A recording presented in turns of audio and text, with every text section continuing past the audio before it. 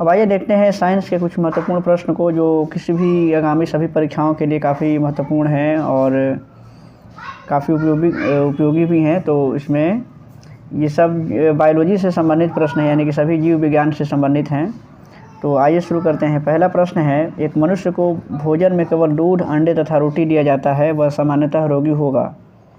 अगर किसी मनुष्य को केवल दूध, अंडे और रोटी ही दिया जाए तो वो किस बीमारी का शिकार होगा, इसको बताना है। तो इसमें वो व्यक्ति जो है कि स्कर्वी रोग का शिकार हो जाएगा, यानी कि इसका ऑप्शन अभी पूरा देख लीजिए। तो इस तरीके से इसमें वो रोगी जो है कि स्कर्वी रोग का शिकार हो जाएगा। ये रिकेट्स रोग जो है कि विटामिन डी की कमी से होता है, ये बी की कमी से होता है और ये सी की कमी से होता है। और रतौंधी जो है कि वो विटामिन ए की कमी से होता है, यानी कि रतौंधी जो है आँखों की जो बीमारी है वो विटामिन ए की कमी से। तो अगर किसी व्यक्ति को सिर्फ दूध, अंडे और रोटी ही दिया जाएगा तो वो सिर्फ स्कर्वी रोग का शिकार हो जाएगा। अगला प्रश्न है, किस क्रिया के फलस्वरूप पौधों में ऑक्सीजन का निकास एवं कार्बन डाइऑक्साइड का अवशोषण होता है? प्रकाश संश्लेषण, ऑप्शन है प्रकाश संश्लेषण, परासरण, वाष्पोत्सर्जन और या फिर विसरण। तो इसमें पौधों में जो ऑक्सीजन का निकलता है या फिर कार्बन डाइऑक्साइड का अवशोषण होता है तो वो प्रकाश संश्लेषण की क्रिया के द्वारा होता है, यानी कि ऑप्शन इसका ए सही है। अगला प्रश्न है, पुष्प धारण करने वाले पौधों में शर्करा का स्थानांतरण किस रूप में होता है? पुष्प जो धारण करते हैं पौधे, उसमें शर्करा का स्थानांतरण किस रूप में होता है, यानी कि फ्रुक्टोज, सुक्रोज, सेलुलोज या फिर ग्लूकोज। तो इसमें सुक्रोज के जो शर्करा का जो स्थानांतरण होता है वो सुक्रोज के रूप में होता है, ऑप्शन बी सही है। अगला प्रश्न है, क्लोरोफिल के निर्माण के लिए आवश्यक हैं। क्लोरोफिल के कारण ही जो पौधों की पत्तियों का जो रंग होता है वो हरा होता है। तो पौधों में जो हरा रंग होता है वो क्लोरोफिल के चलते होता है। तो इसमें बताना है कि क्लोरोफिल का निर्माण के लिए कौन कौन से तत्व आवश्यक हैं, कॉपर या जिंक, कैल्शियम और लोहा, जिंक और बोरान या फिर लोहा और मैग्नीशियम। तो क्लोरोफिल के निर्माण के लिए लोहा और मैग्नीशियम आवश्यक तत्व हैं, ऑप्शन डी सही है। अगला प्रश्न है, प्रकाश संश्लेषण में ऊर्जा का परिवर्तन का क्रम है विद्युत रासायनिकी, प्रकाश रासायनिकी या फिर रासायनिक प्रकाश, यांत्रिक या फिर यांत्रिक प्रकाश। तो प्रकाश संश्लेषण में ऊर्जा का जो परिवर्तन होता है वो प्रकाश रासायनिक क्रिया के कारण होता है, यानी कि प्रकाश रासायनिक क्रिया होती है, यानी कि प्रकाश की उपस्थिति में रासायनिक क्रिया होती हैं और उससे प्रकाश संश्लेषण की क्रिया होती है और तब जाकर के ऊर्जा मुक्त होती है। अगला है, कोशिका में भोजन या ग्लूकोज का ऑक्सीकरण कहाँ होता है? क्रोमोसोम्स में, कोशिका द्रव्य में, केंद्रक में या फिर माइटोकॉन्ड्रिया में। तो कोशिका में भोजन का या ग्लूकोज का जो ऑक्सीकरण होता है तो वो जो होता है वो कोशिका द्रव्य में होता है। माइटोकॉन्ड्रिया में ऊर्जा मुक्त होती है, यानी कि भोजन का अणुओं का जो ऑक्सीकरण होता है या जो टूटना होता है तो वो कोशिका द्रव्य में होता है, लेकिन अगर ऊर्जा मुक्त होने की बात पूछे तो वो माइटोकॉन्ड्रिया में ऊर्जा मुक्त होती है। इसका ऑप्शन बी सही है। अगला प्रश्न है, फलों को कृत्रिम ढंग से पकाया जाता है मीथेन से, एथिल से, एसिटिलीन से या फिर सोडियम क्लोराइड से। तो फलों को कृत्रिम ढंग से जो पकाने का काम होता है वो एसिटिलीन से होता है, यानी कि इसका ऑप्शन सी सही है, एसिटिलीन। अगला प्रश्न है, सबसे बड़े बीज पाए जाते हैं रेफ्लेशिया में, लोडोसिया में, यूकेलिप्टस में या फिर कटहल में। तो सबसे बड़े बीज जो पाए जाते हैं वो लोडोसिया में पाए जाते हैं, यानी कि ये सब पौधों के या उनके पौधों के नाम हैं। तो सबसे जो बड़े बीज पाए जाते हैं लोडोसिया में पाए जाते हैं। रात्रि के समय पेड़ के नीचे नहीं सोना चाहिए, क्योंकि रात्रि के समय, ऑप्शन है पहले प्रश्न देख लीजिए, रात्रि के समय में पेड़ पौधों के नीचे नहीं सोना चाहिए, क्यों नहीं सोना चाहिए? तो इसके लिए ऑप्शन है, रात्रि के समय पेड़ पौधों केवल कार्बन डाइऑक्साइड मुक्त करते हैं, रात्रि के समय पेड़ पौधे केवल ऑक्सीजन मुक्त करते हैं, या रात्रि के समय पेड़ों के नीचे गर्मी होती है। एक और ऑप्शन है, या फिर रात्रि के समय पत्तियां अधिक गिरती हैं। तो इसमें सही जो जवाब है कि रात्रि के समय पेड़ के नीचे नहीं सोना चाहिए। इसका सबसे मूल कारण ये है कि रात्रि के समय पेड़ पौधे सिर्फ कार्बन डाइऑक्साइड ही मुक्त करते हैं, क्योंकि प्रकाश संश्लेषण की क्रिया रात में नहीं होती है, क्योंकि सूर्य का प्रकाश नहीं रहता है और इसलिए सिर्फ कार्बन डाइऑक्साइड ही मुक्त होता है और इससे हो सकता है कि सांस लेने में या फिर आपको श्वसन क्रिया में कठिनाई हो। अगला प्रश्न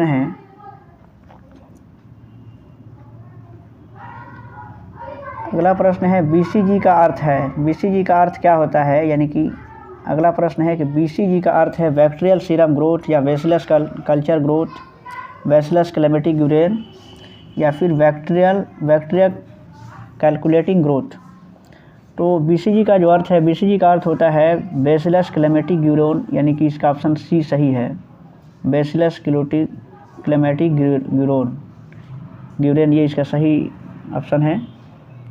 अगला है इंडोल एसिटिक अम्ल क्या है, एंजाइम, कवकनाशक है, अमीनो अम्ल है या फिर ऑक्सीन है। तो इंडोल एसिटिक अम्ल जो है वो एक प्रकार का ऑक्सीन है। ये ऑक्सीन क्या है, तो एक हार्मोन होता है जिससे पौधों में शीर्ष प्रमुखता होती है, यानी कि पौधों का जो शीर्ष होता है, जो उसका सबसे ऊपरी भाग है, उसी के चलते बढ़ता है, यानी कि ये इंडोल एसिटिक अम्ल जो है वो एक प्रकार का ऑक्सीन का उदाहरण है। अगला प्रश्न है, निम्नलिखित में कौन से युग्म सुमेल हैं, आम, बेरी या फिर टमाटर, पोम, सेडू, डूप या फिर केला, बेरी। इसमें जो सुमेली जो इसमें जोड़ा जो है वो केला और बेरी का है, यानी कि इसका ऑप्शन डी सही है। अगला प्रश्न है, किस विटामिन की कमी से पेलेग्रा रोग होता है, थायमीन, एस्कॉर्बिक अम्ल, राइबोफ्लोविन या फिर नियोसिन। तो ये जो है विटामिन नियोसिन की कमी के कारण जो है, नियोसिन ये विटामिन B3 का नाम है, विटामिन B3 का नाम है नियोसिन, और इसकी कमी के कारण पेलेग्रा रोग होता है। पेलेग्रा रोग का मतलब है कि त्वचा में जो दाग या खुजली जो होता है वो इसके कारण होता है, यानी कि इसका सही ऑप्शन है नियोसिन। अगला प्रश्न है, किस विटामिन की कमी से सूखा रोग होता है, यानी कि सूखा रोग किस विटामिन की कमी से होता है। तो ये विटामिन डी की कमी से सूखा रोग होता है, जिसको रिकेट्स भी कहते हैं, यानी कि इसका ऑप्शन ए सही है।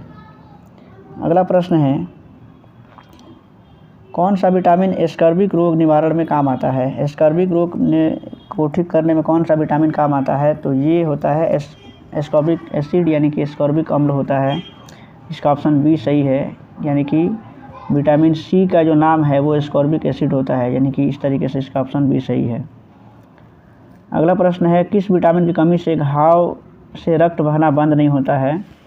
तो मनुष्य में जो रक्त का थक्का बनाने का जो काम करता है वो विटामिन के है, यानी कि विटामिन के की कमी हो जाने पर रक्त का बहना जल्दी बंद नहीं होता है, इसलिए इसका ऑप्शन सी सही है। विटामिन के रक्त का थक्का बनाने में मदद करता है और यही कारण है कि हमारे शरीर से जो रक्त बहता है वो तुरंत उसमें थक्का बन जाता है, यानी कि वो बहता नहीं है, रक्त का बहना बंद हो जाता है।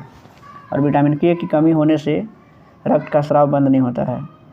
अगला प्रश्न है, लीवर में भविष्य के लिए कौन सा विटामिन भंडारित होता रहता है। लीवर में भविष्य के लिए कौन सा विटामिन मतलब स्टॉक होता रहता है। तो vitamin C, vitamin E, thiamine या फिर विटामिन ए। तो लीवर में भविष्य के लिए जो विटामिन जो स्टॉक होता रहता है, यानी कि भंडारित होता रहता है, वो विटामिन ए है, यानी कि इसका ऑप्शन डी सही है, विटामिन ए। अगला प्रश्न, निम्नलिखित में किनसे खसरा रोग फैलता है, जीवाणु से, बैक्टीरिया से, वायरस से या फिर प्रोटोजोआ से। तो जो खसरा रोग होता है वो वायरस से फैलने वाला रोग है, यानी कि इसका ऑप्शन सी सही है। अगला प्रश्न है, मनुष्य के शरीर में हड्डियां होती हैं 50, 206, 75 या फिर 106। तो मनुष्य के शरीर में हड्डियों की जो संख्या होती है कुल वो 206 होती हैं। अगला प्रश्न है, नाइट्रोजन स्थिर करने वाली सहजीवी प्रोकैरियोटिक जीव है। नाइट्रोजन का स्थिर करने वाली जो स्थिरीकरण करने वाला जो सहजीवी जो प्रोकैरियोटिक जीव है वो कौन है। ऑप्शन है स्पाइरोगाइरा, एनाबिना या फिर क्लोरेला या यूलोथ्रिक्स। तो इसमें सही जवाब है कि एनाबिना जो है वो नाइट्रोजन स्थिर करने वाला सहजीवी है और वो एक प्रकार का प्रोकैरियोटिक जीव है। अगला प्रश्न है, चाय में लाल रस्ट रोग किसके कारण होता है। चाय में जो चाय का एक प्रमुख रोग है, चाय के पत्तियों में या चाय के खेतों में जो रोग होता है लाल रस्ट रोग होता है, तो वो किसके चलते होता है। बैक्टीरिया, लाइकेन, कवक या फिर हरा शैवाल। तो लाल रस्ट रोग जो है चाय में होने वाला, वो हरा शैवाल के कारण होता है। अगला है, विषाणुओं में आनुवांशिक पदार्थ होता है केवल डीएनए या फिर केवल आरएनए, डीएनए तथा आरएनए दोनों, या डीएनए अथवा आरएनए। तो विषाणुओं में जो आनुवांशिक पदार्थ होता है वो डीएनए और आरएनए दोनों होता है, यानी कि इसका ऑप्शन डी सही है, डीएनए अथवा आरएनए होता है। तो इस तरीके से ये 20-21 प्रश्नों का एक सेट था। विज्ञान के बायोलॉजी से संबंधित ये प्रश्न हैं, काफ़ी उपयोगी हैं।